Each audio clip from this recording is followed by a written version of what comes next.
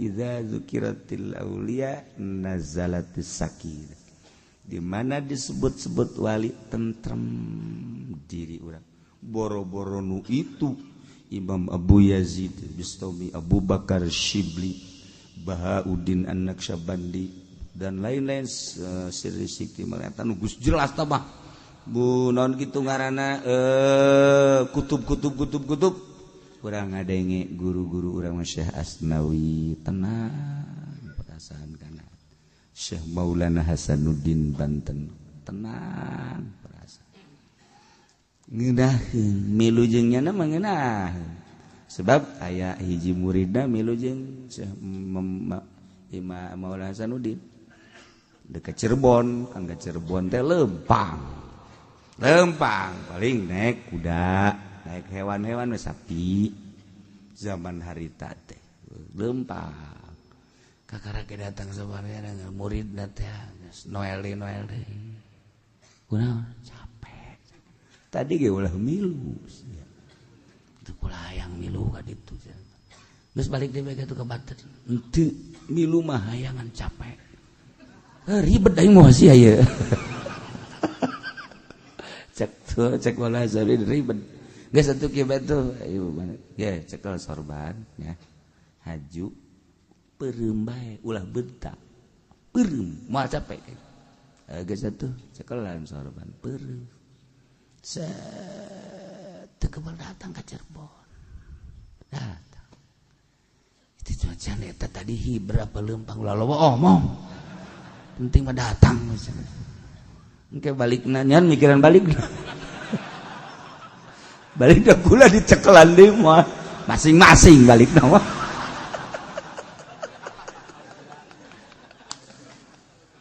ada eta pohara jasa masyaallah karim teu meunang teh ilmu kitu digunakeun lamun encan darurat ilmu kawalian teu meunang digunakeun lamun can darurat lamun memang capekna karak setengah capek moal bisa tapi lamun capekna bener-bener capek ieu mah geus teu bisa dipaksakeun kadeuleu capekna karak boh jang diri boh jang batur karak dipetakeun masyaallah jadi urang kan milu jeung nu kitu mah tenang tentrem moal aya teu hasil maksud moal coba lamun milu jeung si eta Maji mun capek jasa enggak sia di dieu we tungguan pokoknya saya dek balik los dek di tungguan di dahar mau los balik terus bae panentang ngaranna jayomkeun teu geuraheun kan kana teh masyaallah jeung wali waton teh bareng ayu geus teu kuat bae bila perlu diais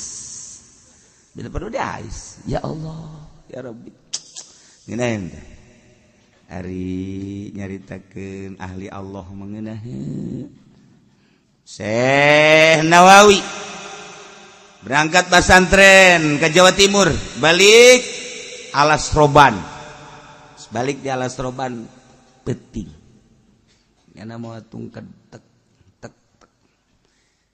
cenah cenah istirahat bae di dieu cek Syekh Nawawi teh abeh kaburu tahajud sare layap saeutik ke tahajud nah saya wah ieu bangun aya gubug cek teh sare di gubug tungkedna ditenden meta di lawang gubug tek nyana sare beuti gudang neangan sumur turun ke handap seeutik aya cai wudu salat di gubug beres berangkat itu berangkat teh gubug eueuh gubug tadi mana eueuh Masya Allah horenganan hulu orai calangap gitu ima jadu tadi teh horenganan Masya Allah cak saya Nawawi jadi saya Nawawi teh HS diletah orai pengen ngembol cak yana teh pengen ngembol biasa orang letah orai pada eta lain lalagan atau lamun si eta mah sarenya geus tinggal wala-wala tah geus. Tinggal innalillahi wa inna ilaihi rajiun geus eueuh kuburan-kuburan acan dileg-leg lep. Oh, Masya Allah eta. Jadi cak ora eta kula dititah ku Gusti Allah dipersiapkeun di ratusan tahun ngahajajang ngiuhan anjeun. Neku baca maka wali mah. Jin batak atuh teu sieun sarajan ka oray geus semua orayna ge geus dipersiapkeun jang ngiuhan. Aduh, pan urang mah neuleuh oray leutik. Orangnya genang tangan, wah. Orangnya genang tangan ke orang kelupat. Namun lupa Mongol mah. Cak orang itu sieun sia ka aing, encan di kuburan sia. Orang Sujaul Akro kakara ku aing doang sia lumpat. Engke lupat ka mana sia? Ayo sia jelema nu teu zakat engke tah Sujail Akro. Cak orang ngomong orang ge nyaun kan segede aing bae sia lulumpatan di kuburan sia dek lupat ke mana? Leg-leg sia. Orang ngomong orang ngaleo eta pan urang masyaallah eta Syekh Nawawi ngiuhan sare di hulu oray. Calangap diletahna. Ya Allah ya Rabbi. Masyaallah. Kanyahoan anak eta oray teh deui ditungkedna teh ya luhurna lencos aya getihan urut nahan tah tek katahan cik Syekh Nawawi teh hampuran teu salah sakeun teh eta bisa hampuran gitu pan mun urang mah kabeneran moal tungked deui heuh sia oray ngaleos masyaallah nurut Tete Syekh Nawawi nu mantak dibaraca sadunya kitabna lain alagan waliun min auliyaillah. Kurang kumaha kuari kaluaran misro doktor nyieun kitab urang embu maca sebab naon sakadar akademis atuh. Ieu kieu mubtadana ieu kieu khobarna ieu kasimpulanna qadiyahna ieu bilagahna ieu sakadar akademis mah bararisa urang ge lamun pangangguran majuan jieun teu bisa tapi kan urang mau tuh ieu hebat kana aing urang mah kitu bae wali mah kana sekarang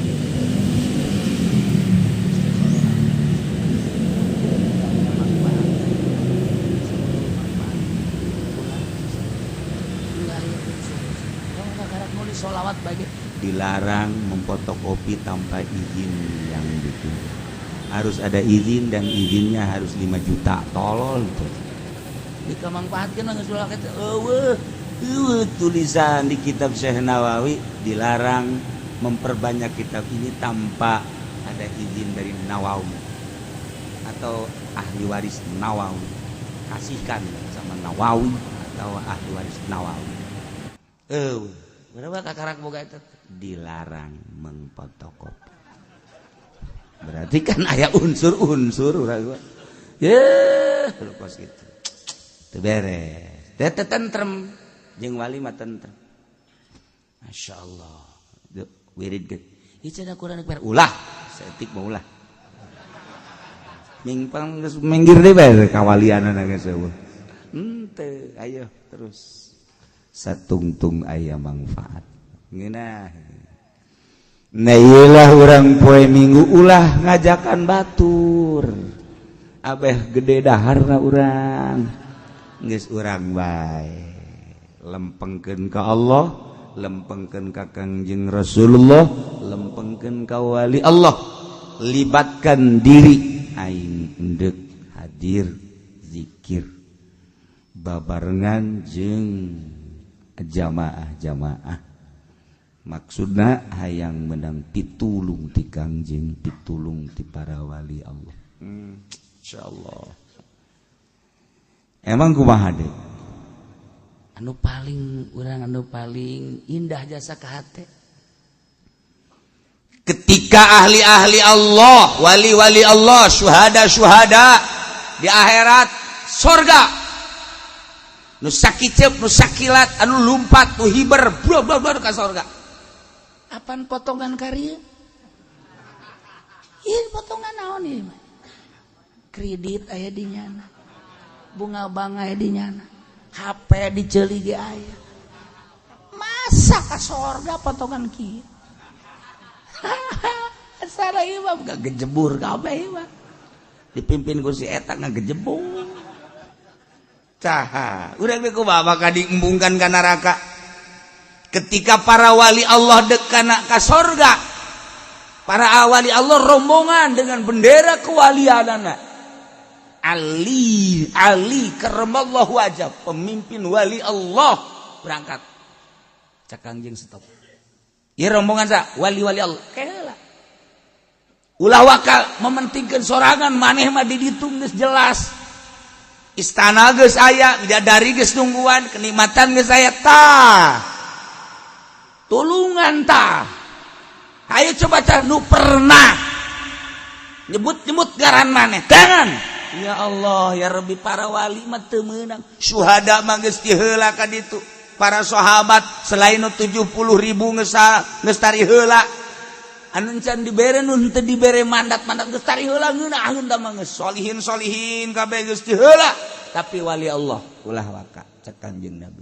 Deulean heula beusi aya nu wauh ka mana. Ayo salametkeun. Lamun urang nu wauh cuman kumaha? Aing mah neuk milu ka ditu kata Abdul Qadir. Emang sia wauh aing mah osok milu. Baheula teh haol-haol bae mah. Sia aing mah henteu. Milu ge aing mah jauh. Dahar sia. Henteu aing mah dahar ge. Mere, komo mere mah. Tah ieu disetop ku Kangjeng para wali Allah. Ditahan neuleuan muhibina, pecinta-pecinta nu ta'alluq ka nyana. Atuh kan disalametkeun urang ka mana ieu rombonganan. Eta betapa istimewana Kangjeng Nabi nahan para wali ulah waka berangkat. Tuh deuleuan heula. Tah urang mah susuganan we atuh aya di dinya. Barang kadeuleu. Oh iya ya, sip cek planse. Ya. Oh iya mah teh ya tah. Sangaran dia, aja pendek, ulang. Ada tuh. Ieu eueuh di bukuna eueuh. Ieu kumaha baca, teu karena Allah bacana ya. Di exit ya. Tah urang lamun inget ka kan indah jasa. Mangga wae teu percaya atuh Allah teh itu jeung Muhammadiyah. Urang mah salila urang boga kayakinan atuh kitu deuleu di manaqibna araya. Masya Allah karim. Indah amat ketika manehanana milihan. Ayo ka dieu. Urang geus aya di dinya. Salah. Ya Allah ya Rabbi, masih loba keneh da ieu mah keur carita tentrem hate urang. Di dunia urang tentrem, di akhirat urang kabawa. Mudah-mudahan urang kabehan kasyafaatan ku Kangjeng Nabi urang, ka aku muridku para wali Allah leuwih teu manfaat saeutik-eutik aja. Teu puguh atuh ibadah bari teu nyaho ka Gusti Allah mah. Mun teu nyaho ka Gusti Allah ke ibadahna salat bae ngahareupna teu puguh. Babacaanana diganti ku make bahasa Indonesia bisi teu ngartieun meureun Allah teh.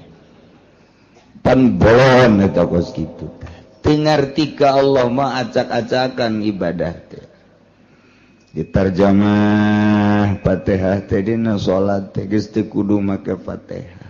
Allahu Akbar nage urang bahasa Melayu mah Allah yang Maha Agung. Atau bahasa Jawa memerangan Allah Maha. Terus kablah itu dah gitu. Itu tengarti ka Allah mah kos kitu. Mentak 2 rakaat jelema nu paham ka Allah, nu ngarti ka Allah salat dengan 2 rakaat berbanding 1000 rakaat jeung nu teu ngarti ka Allah masih ke dibandingkeun jeung 1000 rakaat beratan nu 2 rakaat. Tuh coba bayangkeun maca la ilaha illallah anu paham ka Gusti Allah. Komo geus datang ka hakikat mah hiji la ilaha illallah wali nu geus paham ka Gusti Allah dibandingkeun mun ditimbang jeung la ilaha illallah ratusan ribu nu teu paham ka Allah beratan keneh la ilaha illallah hiji dibandingkeun ratusan ribu bahkan jutaan. Mendak la ilaha illallah urang mah teu bisa diajak perang. La ilaha illallah teh lamun aya jauh Ambon we muludan amplopna gede.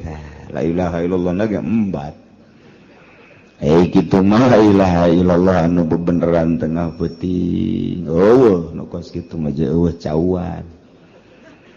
Ta eta la ilaha illallah teh bisa ngabanding urang tek ngadoakeun hiji jelema make la ilaha illallah hiji nu paham ka Allah jeung nu berjamaah ratusan ribu jelema hebatan nu hiji lantaran hiji ieu mah ngarti ka Gusti Allah ta ieu urang ngaji teh hayang ngarti ka Gusti Allah subhanahu wa ta'ala dibandingkeun jeung salat sunah ieu gedean keneh ngaji malah aya nu can salat subuh ngaji bae lah pokona heula aduh cek anu keur dieu ke ziar aing eta teh salat subuh kambe bau bentek teh salat subuh insyaallah kari tuh gitu jadi urang ieu per minggu na urang ngaji teh hayang wauh jeung Gusti Allah subhanahu wa ta'ala bentukna engke mun geus wauh ka Allah moal hayang ngridit eta geus wauh ta ka Allah tah lamun nu ngridit can wauh ta ka Allah teh masih kena jauh jeung Gusti Allah jauh teh cenah pugu kiai na ge imam jauh tah maka jeung hukum mun ngridit keneh can wauh ka Allah lamun masih keneh beuki nonton TV eta ge can wauh ka Gusti Allah mangganing di imah TV ambalayah ta eta can wauh ka Allah mun geus wauh ka Allah mah teu hayangeun nonton TV teh kecuali nu manfaatna berita-berita informasi anu memang kitu penting baik politik maupun ekonomi nah eta can wauh ta ka Gusti Allah nu kos itu ngaran lamun jelema keur di kantor jelema keur di ladang jelema keur di toko di pasar ngadenge suara azan nyana hare-hare bae can wauh ta jeung Allah ta jelema barang ditempo teh ku urang di Cikupa loba anu teu wauh di Cikupa mah loba anu teu wauh wayah asar ka Citra wayah maghrib di jalan kene datang ka imah parawiyeng Isa jupake nonton TV eta di Cikupa teh karita ambalaya ka unggal kecamatan kasepatan mau nun teh pasar Kemis doang teu kaliwat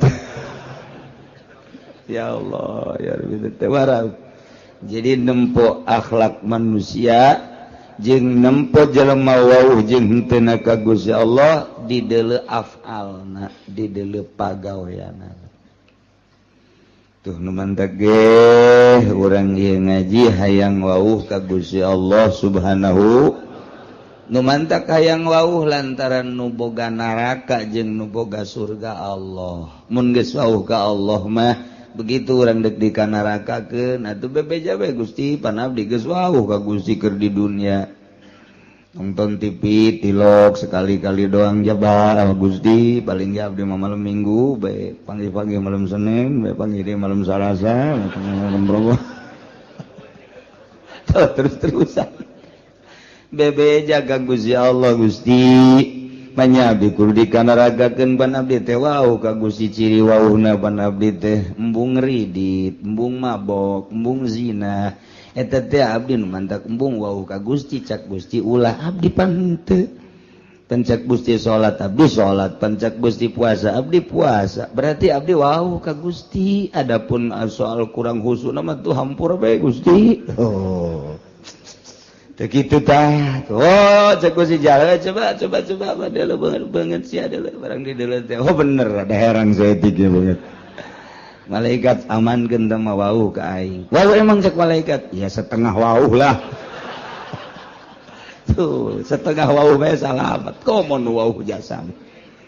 Masya Allah nu mantak libetkeun diri urang, wauhkeun diri urang, angsongkeun diri urang ka pangajian, wangsongkeun diri urang ka jelema-jelema nu wauh ka Gusti Allah Subhanahu wa taala. Wauhna urang jeung jelema nu wauh ka Gusti pasti diajak ka Gusti.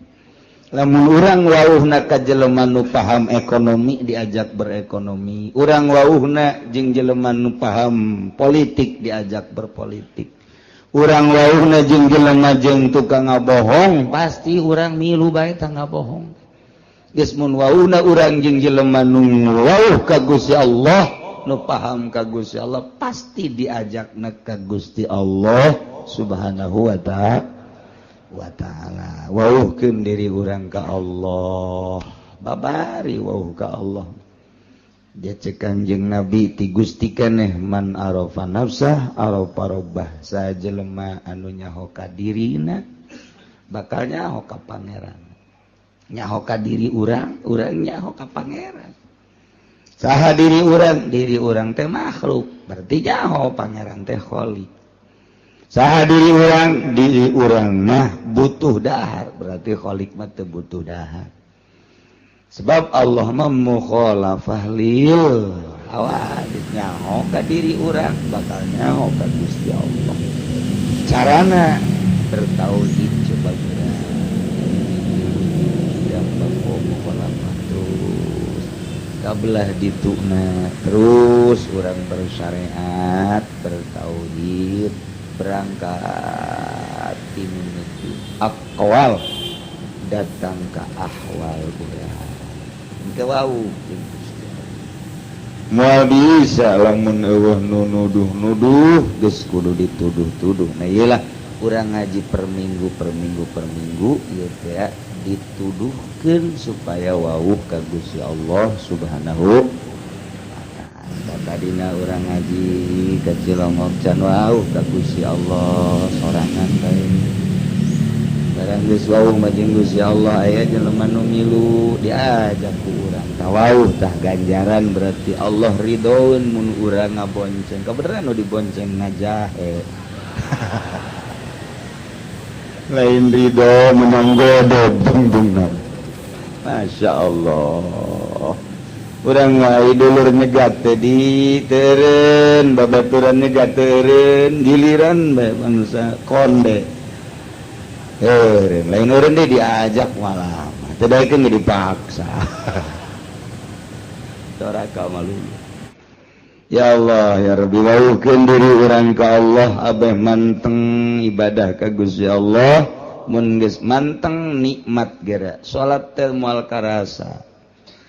Moal karasa sodako ge moal aya hook lantaran sodako teh nu dideuleuna makna daripada sodako. Urang mah hitung-hitungan boga duit 100.000 sodako ka fakir miskin 10.000 masih dihitung-hitung keneh. Aduh, kurang ge 90.000. Jadi kurang 10.000 hese neanganna mangkaning eta. Urang mah pabeulit jeung kos kitu bae tapi lamun tek mah ningali ganjaran 10.000 dititipkeun berarti pakai meuli sorga. Naon hartina duit 10.000 lamun dibandingkeun jeung sorga Allah. Tah lamun nu kadeulina sorga nu kadeulina bidadari tuh digerokeun deui pakai mesin. Kades ya. Kunaon? Ye kabeh ya. Urang lain kades ya, kunaon 5.000 bae. Dicokot deui kombalian tah. Amo sodako make kombali teh kira-kira. Ya can paham eta keur carita sodako boro-boro ka batur urang mah ka pamajikan ge pelit jasa ka pamajikan bae nu sagulung sagalang pelit keneh bae pelit jasa ka pamajikan teh bebeja ka balanja malu nu kamari pan aya kombalina kamari iraha kamari sia nyokot Oh, sebenarnya 100.000 meureun paling ge dibalanjakeun 20.000 teh kombalina ka mana? Beuka, geus sabaraha poe eta? Sabaraha poe? Tungtungna mah gara-gara balanja hakeuk. Oh, kadenge ka tatangga. Masya Allah. Kudunya oke ka balanja tah. Ka balanja dia tah. Balanja deh kak. Beul aing ye. Masya Allah. Taya orang belajar nu dideleuna ulah terlalu duniawi tapi nu dideleuna ukhrawi. Bakal harampang kabeh. Nikmat belajar kos kitu teh kudu belajar. Kudu belajar lah mun teu belajar mah tuh moal bisa. Naon di kudu belajar, ke geus belajar bisa, geus bisa jadi ahli. Geus ahli mah nikmat, ahli sedekah, ahli ngaji, ahli salat, ahli mun geus datang ka ahli mah nikmat naon. Moal datang ka ahli mun teu belajar heula. Geus belajar heula urang buka duit sabaraha teh? 10.000, 1.000. Heh.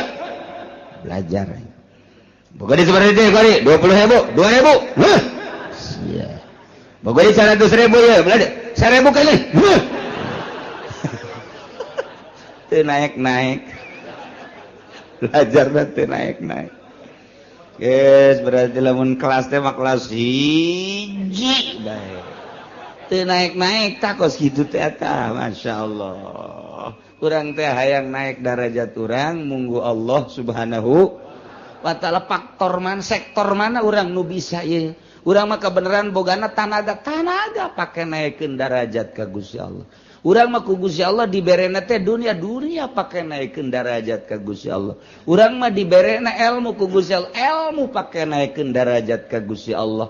Allah mere fasilitas ka urang teh titah digunakeun buat naikeun derajat urang. Henteu kudu jadi kiai bae, henteu kudu jadi pengusaha bae. Naon fasilitas nu aya di diri urang? Akur bae. Akur bae pake naikeun darajat. Urang dibere dunia, coba dunia pake naikeun darajat henteu. Urang dibere tanaga, coba tanaga pake naikeun darajat henteu ka aing cak Allah ye. Pake tatarekelan teh dibere ilmu, dibere wawasan, dibere ilmu politik, dibere ilmu ekonomi, dibere ilmu agama, dibere ilmu budaya lain sebagainya. Pake naikeun darajat apa henteu? Ieu fasilitas ti Gusti Allah, tinggal urang apa? Kos maca Quran, kita maca Quran, cakolot baheula pan aing mah baheula unu maga. Lain teu hayang cakolot teh. Ngan aing mah apal lisan ku ari teh ngan apalna 3 doang. Hiji Fatihah, 2 kuliah, 3 kulu. Jasa kituna ti baheula aing mah ku ari atuh belajar teh hese. Eta teh Quran dibulak-balik bae. Bismillahirrahmanirrahim. Batur mah nu bisa maca Quran fasilitasna tuh. Nyana mah lantaran bisa nasa kitu atuh eta bae. Fatihah, dolin, kulya, us, kulhu deui. Fatihah deui kulya, kulhu deui. Fatihah deui kulya, kulhu deui. Datang ke malaikat geus teu nyatet-nyatet. Nyaho aing babacaan siang mah.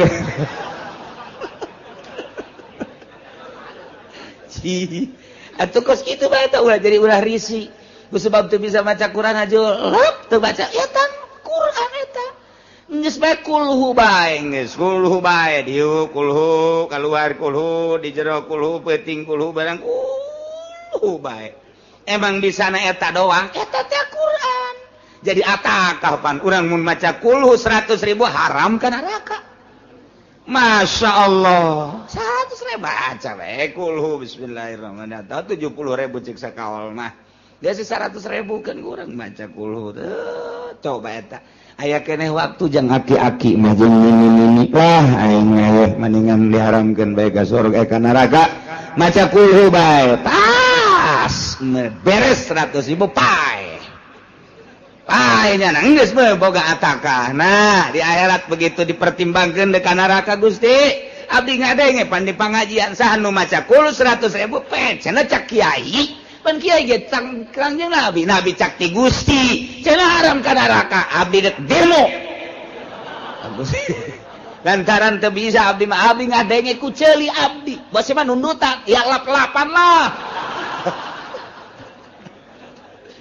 Jadi tah bahasa-bahasa kos gitu bisa pakai pertanggung jawab ke Gusti Allah tah eta hasil ngaji pan hasil ngaji mun kitu mah urang teu ngaji ban sia maca naon maca kul jaksa nah yang maca bae engke moal bisa demo ka Gusti begitu kanarakakeun atuh pan Gusti abdi maca kulu jaksa sia caksanya haritanya tanggung jawab aya kitu mah jaksa sia ngaji dieuleus ngajina cilongok teangkeun kiaina bener pernah ngutakan bener jaksa sia bukan kurang teh pan qala Nabi sallallahu alaihi wasallam man qala al ikhlas mi'ata marrah mi'ata alfi marrah dajakeun ataqallahu dah pada eta cak Kangjeng Nabi tapi dipanggil bener pencak Gusti wah bener ieu mah tuh geus ka surga kan lah cak malaikat ieu catatanna aya nonton TV-an geus sampura ampura nikmat luar biasa tuh numantakeun libatkeun diri urang di pangajian supaya urang ngarti ka Gusti Allah mun geus ngarti ka Gusti Allah ibadah teh mantap numantak para ulama daek maca Quran tengah peuting tahajud maca zikir jeung sajabada ngarti nyana ka Allah pagon kiai nu ngartina ka amplop bae mah undangan bae kerek nya undangan ingat beun paruyang cek kana ieu duh esek cek oh nampuyang undangan teh kudu nikmat alhamdulillah rineh ieu maca Quran nu biasana osok sajuz ieu mah undangan ieu bisa 5 juz ieu mah lain rokok beak ieu udah nu ngondang sial kas geus ipis ieu heran lagi gua dakwah sih kos kitu Masya Allah tah wauhkeun diri urang carana supaya urang wauh libatkeun di pangajian abeh urang ngarti kanu diibadahan ku urang sebab wal amalul qalil yanfa'u ma'al ilmi billah wal amalul katsir la yanfa'u ma'al jahli billah jadi jelema teu paham ka Gusti Allah jelema can wauh ka Gusti Allah salat deui maca Quran maca sholawat zikir terus bae dilawan ku bari diuk bae ku wali mah hebatan wali aya sia gara salat bae salat sia nu loba jutaan rakaat wali mah kerek diudangkeun dahar bismillahirrahmanirrahim tas dahar itu mah waduh keur tunjelan we salat wah jadi diudangkeun deui dahar deui dahar beres hebatan keneh nu kerek tah eta tah bentak iblis teh di masjid begitu di masjid terjadi nyana begitu ka masjid terjadi deui tanya kunaon eta terjadi ka masjid iblis aduh di dinya aya nu keur sare tanu keur sare sih beusi kahudangkeun nyana mun hudang waduh zikirna teu kawawa geus kena hees bae eta macaknya nanti itu pun nu salat bae diantepkeun sebabnya nama salat ge dibataruh di baturan ku kula ieu kula na asup ka jero hatena salat deui sia yang kalem sia ku ari mah salat deui tuh eta mah nu hees nu kerek asal geus hudang bae ge bahaya lurah dicarekan ku nya camat dicarekan geus kena hees bae nya memang takos kitu iblis ge teu kuatin kajian kena SB cuma dah eta tanda bahayana seorang manusia nu ngarti ka Allah bisa membabi buta teu pandang bulu saha jeung nya nama zikir bae ka Gusti Allah iyalah iblis ge iblis waduh cek kena ieu mah bahaya mendingan kena hees dak lolobana kiai mah harees Nailah orang ngawuhkeun ka Gusti Allah Subhanahu wa ta'ala pelebah dieu urang ngawuhkeun ka Gusti mengenai hukum-hukum pasah. Sarwiti urang Cikupa kawin ka Zaid urang Pasar Kemis harita akad tikahna teh di mas kawinan ku 10 gram Kabeneran begitu akatikah mas kawina teh bebejana leungit berarti kuari dihutang cek walinaan katuka wazawatuka binti sarwiti bimahri 10 gram zahaban isya kontan apa hutang ceknya leungit di jalan berarti muajalan hutang 10 gram hutang mobil tuh nikah bimahrin mazkur ajal kuring nerima nikah kanyi zarwiti 10 gram hutang masalah di hutang tuh masalah sarua bae jadi barang geus kitu caritana dek disarean ku Ki Zaid cek sarwiti kula mah moal wakas sare bareng lamun mas kawin can dibayar bos ya sarwiti sosoreun lain sosoreun sebab mas kawin eta adalah gaganti bud'i bud'i teh bahasa Arab bahasa urangna naon gaganti apem apem ge can kaharti kene gaganti surabi nu beulah nu aya cengkehan jerona aduh tah juga arti bae kurang cukup memang deet pikiranana dibere budi teh teu kaharti naon budi cakna bahasa Arab jinganan datu diaji kurang cikupa bahasa ortodok bagor mah kaharti oh surabi beulah aya cengkehan anu sok seuri sakapeung baeud sakapeung eta ya cek awe emang sok baeud sarua bae aduh adena aing ngaji cek awe nyaho bae kun bareng aing sok baeud burung tah cek sarwiti kula mah moal lantaran mas kawin teh iwadun anil budi gaganti liliron tina bobogaan kula berarti murah 10 gramnya dihutang wali lamun dibikeun bae atuh uga gantina bisa ini sarwiti mun can dibayar moal bakar balik gelat-gelat ku sandung itu dituangkeun cek sarwiti teh ngambeknya di rumah kula mah yang gehe bayar lama sekali itu dah cinta pun tetap padamu Masya Allah ngadengi cintaku padamu ringkak bulu aing mah nah usaha eta dikersakeun ieu Ki Zaid teh usahana ngajejes pas kawin di PHK kuari usaha teu maju-maju malah aya ge sautak saeutik tah tina modal teh dirampas copet bueak kabeh mana kontrakan can kabayar mana duit dicopet batur kabeneran deui kabeneran Masya Allah kontrakan anak bocor cek Zaid teh ku kieu teh nyaing hirup ye yuk datang ke pamajikan dek ngahibur diri endahan menta mas kawin waduh cek Zaid kieu amat geus sabulan ka 2 bulan ka 3 bulan nah ka 3 bulan cek Zaid teh jakaka can boga ieu jang mayar masih moal bisa kula mah tetep bae mun kakak teu bisa mayar mas kawin kula mah dek meta pembubaran nikah waduh pan berkelanjutan mana kontrakan can kabayar mana modal beak mana pemajikan yang dibubarkeun pertikahanana tah ieu kumaha ieu sarwiti rumah tangga jeung Ki Zaid mas kawina dihutang 10 gram kuari teu bisa mayar mas kawin geus ditanggokeun datang ka 3 bulan bahkan 5 genep 7 kuari teh hampir 1 tahun can bisa mayar mas kawin keneh bae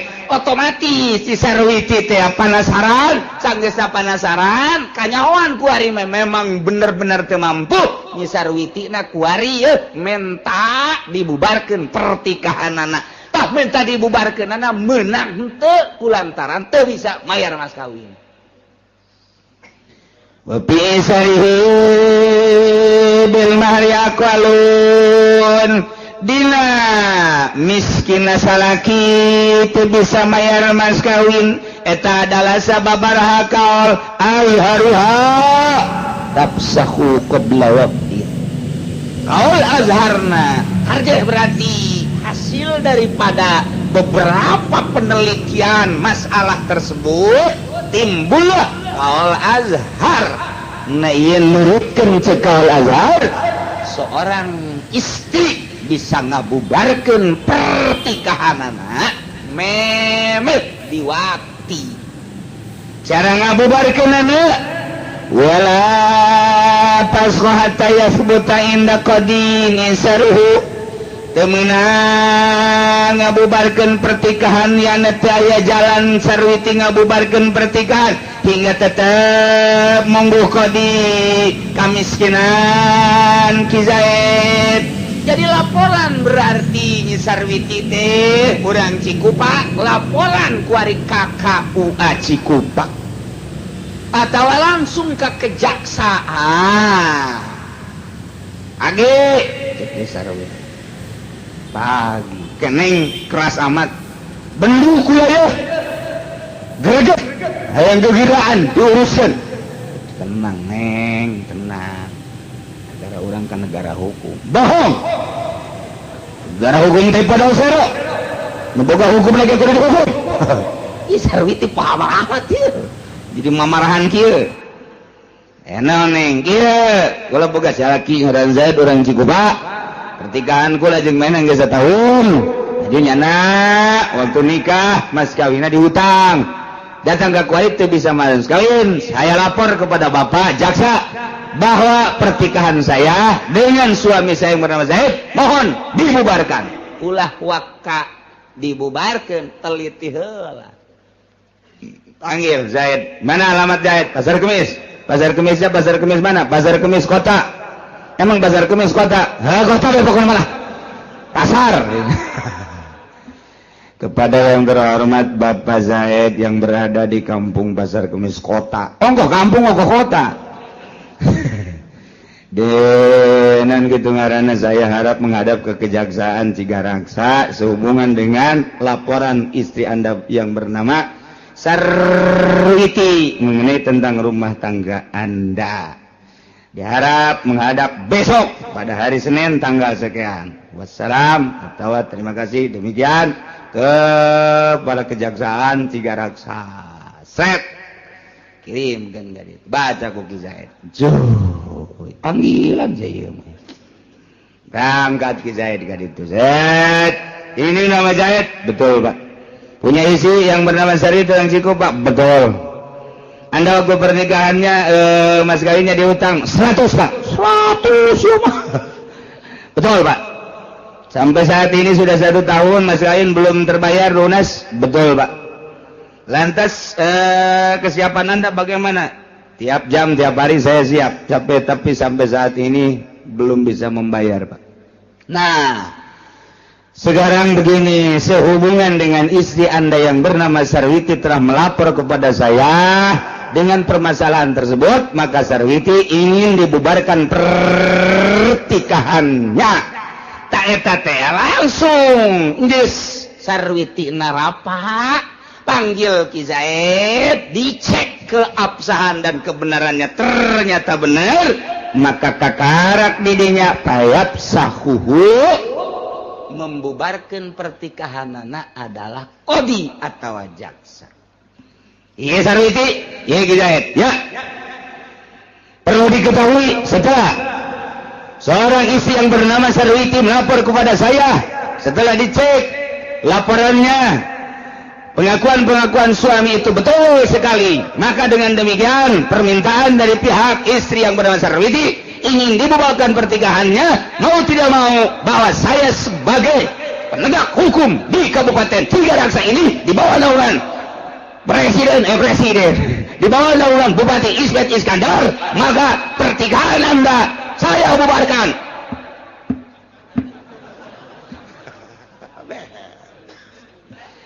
Balik Sarwiti sia kadit balik idah geus sia 3 kali sucian beres Cikizenmu aing ngomong boban jangan bogoh jasa 1 juta kali bogoh bohongan sia teu mampu bayar mas kawin balik sia minta ongkos tolong kain lain mere ongkos cak jasa minta ongkos bapak anu berpunya hukum kula kaditu mah nya kudu leumpang ka pasar keum sebelah sia an baku aku teh rakyat bapak ongkosan atuh Pak ongkosan tah ongkosan wae tah pada duit 100.000 saya buka sepeda teh jangan aing ka ditu ojol karena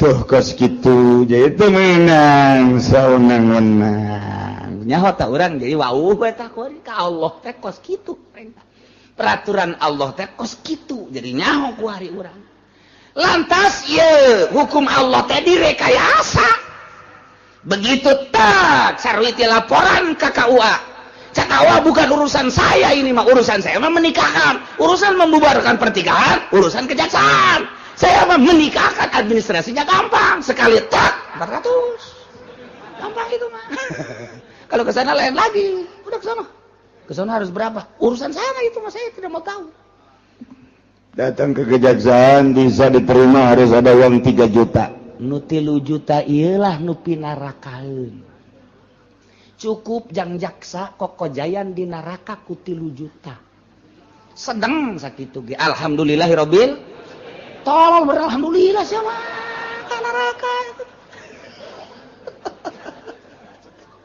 cukup sakitu kita sebab lain dek negakeun agama Allah berarti nyana endek meraup keuntungan dari hukum-hukum Allah nu kuduna ditegakkeun tapi dibuat lahan geura modar sia aing mah ngan ngabejaan doang bisi aing ke di sidang ku Gusti Allah ayo Ci bener sia ayeuna pengajian bener pernah nyaritakeun bahwa urang eta teh haram aya saksina jaksa aja jaksana nyala nu nyokot duitna jadi nyala jadi saksi nyala nu nyokot duit sedang sakitu ge tuh lumayan dah mun teu pernah nyaritakeun bahaya kula mah sakadar nyaritakeun tama karasa kareunteut ka jero hate jaksa langgang ku sia teu karaksa ngojari sia di neraka sakitu doang kula mah ngan ngabejakeun doang cak jaksa aing minggu hareup moal ngaji kaditu sia aing mah teu ngajakan ngaji ka sia aing mah deuk nyampekeun hukum doang kiai cenah aing ke bagi 2 bae tolong bagi 2 aduh aing deuk disogok burung ku jaksa ya Allah ya Rabbi gitulah ieu keur carita hukum jadi di jero hukum aya lahan untuk mengambil keuntungan dari hukum-hukum Al-Qur'an anu geus dijabarkeun ku Kangjeng Nabi dikemas oleh ijma ulama dijadikeun lahan di negara ku hakim-hakim ku jaksa-jaksa mejeuna jang kokojayan di neraka ge lain negakeun jeung ngabereskeun hukum anu berkendala manusia supaya pong jaheuh horeng laporan teh ngeunaheun ternyata karasa adilna Al-Qur'an jujurna jaksa nikmat amat diakuilah ku masyarakat bener-bener jaksa penegak hukum bener-bener Al-Qur'an teh karasa ka jantung karasa ka sanubari karasa ka urat-urat ge ngeunaheun jasa horenganan ketika urang boga kendala dak cair imah kumaha laporan atuh ka ditu sangat mal bisa sia teh laporan teh aja jagana kudu 3 juta encan ongkos encan munduran jalan dapur emang ya jalan dapur bejana cenah jalan dapur mah aya eta eungapeun tah menghadapi seorang penegak hukum lantaran teu jujur jeung teu adil teh eungap luar biasa di zaman sahabat bajelma hilir mudi ke kejaksaan teh lantaran tanpa make modal nu matak ngeudaheun A disebutkeun A B disebutkeun B nikmat nu aya mudah-mudahan di negara urang balik deui ka negara baheula tentang penegakan hukum sehingga karasa ku urang keadilan jeung kejujuran negara urang anu dibawa ku para hakim jeung para jaksa di bawah naungan presiden-presiden terpilih mudah-mudahan seperti eta sehingga orang bisa ngarasakeun nikmat keadilan jeung kejujuran amin ya rabbal atawa anu ngabubarkeun pertikahanana teh ieu adalah izin daripada jaksa lantaran ketua atawa kepala teh bisa ngahukuman ku lantaran sibuk maka aya wakilna anu diizinan ku kepala ketika kepala tidak bisa melaksanakan itu pemutusan hukum maka nu diizinan untuk memutuskan hukum ialah wakil atau naib daripada penegak hukum nu diizinan ku kepala silahkeun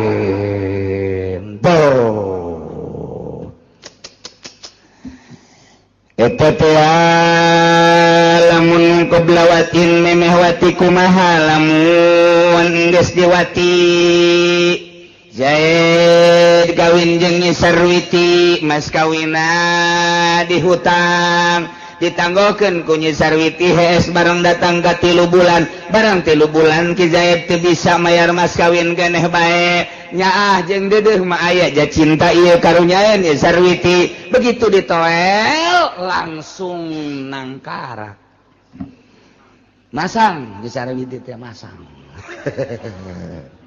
atuh be diwati geus kaditu mah meureun ngarasakeun ngeunaheun ieu atuh geus lain sakali 2 kali Gusti berterus rumah tangga ditanya deui ku Nyi Sarwiti geus ka 7 ka 8 bulan bahkan ka setahun ka kumaha ieu masalah mas kawin ditanya deui teh tetep ngabaget Ki Zaid teh yakni teu bisa mayar mas kawin Ki Zaid teh ieu teu bisa mayar mas kawin teh kabelah dieuna Nyi Sarwiti minta pembubaran nikah duh jadi masalah kuari kumaha lamun Nyi Sarwiti mas kawina ditangguhkeun iana dihutang 10 gram kuari mah diwatina geus diwati mas kawin can dibayar keneh bae kuari Nyi Sarwitina lapor minta dibubarkeun pertikahan menang apa henteu hakim minta ngabubarkeun pertikahanana wa fi sarihi bil mahri tidak masalah teu bisa mayar mas kawina seorang suami terhadap istrina ieu beberapa kaul azharuha menurut kaul azhar mun memeh wati mah bisa dibubarkeun la ba'dahu teu bisa dibubarkeun pertikahan Nyi Sarwiti terhadap suamina nu bernama Zaid lantaran nyanana geus diwati sebab eta mas kawin teh iwadun anil budi kuari can dibayar mas kawina geus diserahkeun lantaran karunya teu bisa dibubarkeun tama walaupun tetep bae hutang bae mas kawin tetap hutang dan pembubaran nikah mah teu bisa lantaran geus diserahkeun tateh bobogaanana ka Ki Zaid kitu caritana eta mah precis ongkos jelema jual beli Zaid ngajual motor kaki Umar harga 10 juta Zaid ngaranna Bai Umar ngaranna Mustari tak eta jual beli geus jadi secara omong-omong 10 juta wari tinggal nyerahkeun dina barangna yakni motor tah kuari si motorna ieu aya nu maling motorna aya nu maling duit da can diserahkeun motorna aya nu maling ta eta jual beulina geus langsung bubar bae geus teu bisa dilanjutkeun lantaran duitna ge encan dibikeun motorna ge can diserahkeun kabeneran motorna ieu leuit atau memang motorna bubar teh akan da naon-naon tapi lamun motorna geus diserahkeun ku ari Zaid ngajual motor kaki Umar motorna ku ari geus diserahkeun duitna mah encan dan motor geus diserahkeun jadi teh jual belina motor geus diserahkeun duitna begitu ditagih icuk colek icuk colek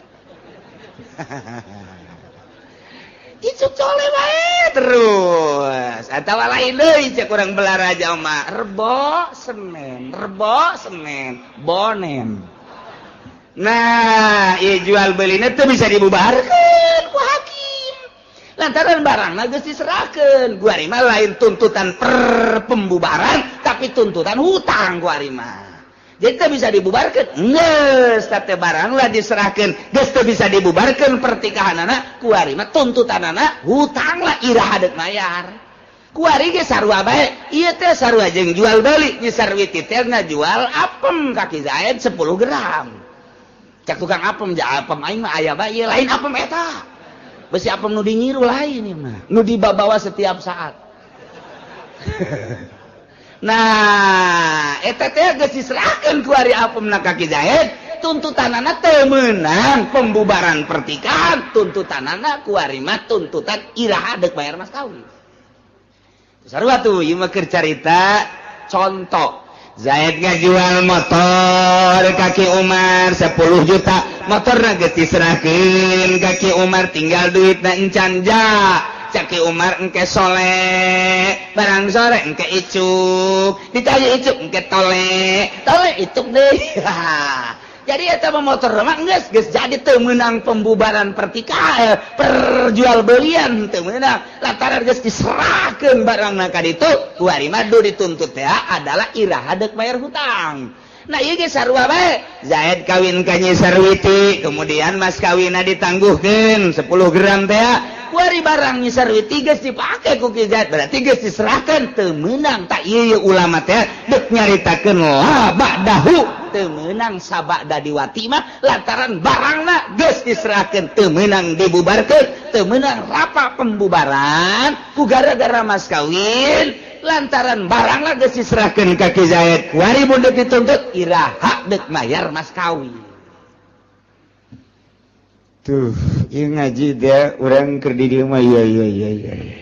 Betul. Balik bae. Nungguan sate doang mungkus balik. Oh. Emang gitu otak urang. Otak urang memang kos gitu. Famatu kalin nun najazul pasu. Tuluy nuliskeun sekaol mah dilestarikeun ieu pembubaran pernikahan harita keneh.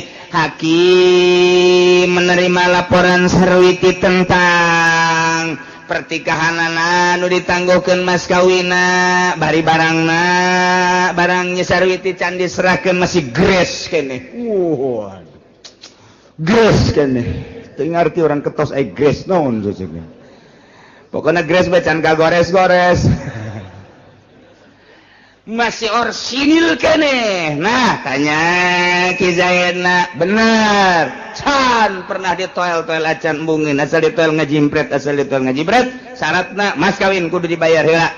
Lantaran geus akurat ieu mah ti dua belah pihak dalam rangka pemutusan hukum menurut cek sakaal yujazul pasku. Lastarikan, luruskan, harita kene begitu geus dicek kebenaranana, bubarkan pertikahanana. Tapi wal azhar imhaluhu salasata ayyam.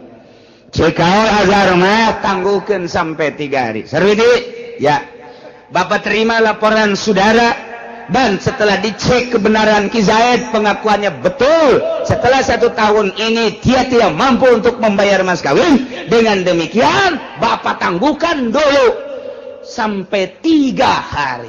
Hari apa sekarang? Hari apa Pak? Sekarang Senin. Berarti pembubarannya Senin, Selasa, Rabu, Kamis silahkan untuk dibubarkan. Maka walahal tasku sabihat rabi menang ka awewe ngabubarkan pertikahan anak subuh poean kaopat. Gas ditangguhkan ku hakim 3 poe Senin, Selasa, Rabu, Kamis subuh. Isuk-isuk geus bisa ngabubarkeun pertikahan. Begitu dak dibubarkeun pertikahan poean kaopat, col Ki Zaid. Assalamualaikum. Waalaikumsalam. Pan tegar amat Ka Zaid. Kaluarkeun geunya. Naon eta? Mas kawin. Nu bener ka ieu besi barlen doang. Timbang geus sia ka ditu. kakak geus teu kuat jasa ieu geus teu make calana ya kakak ieu aduh oplo jasa na kieu nya kayak kula nungguan aja ieu mah di Cikupa ieu aya toko emas tadinya silakan datang ke toko emas Pak ini emas asli apa bukan sini kotek ya betul emas asli timbang begitu ditimbang tak betul 10 gram serinya Sarwiti wih Sarwiti di toko emas kene geus morosotkeun calana geus dijingjing calana dah naik ojek cek tukang ojek ieu bau naon nya cenah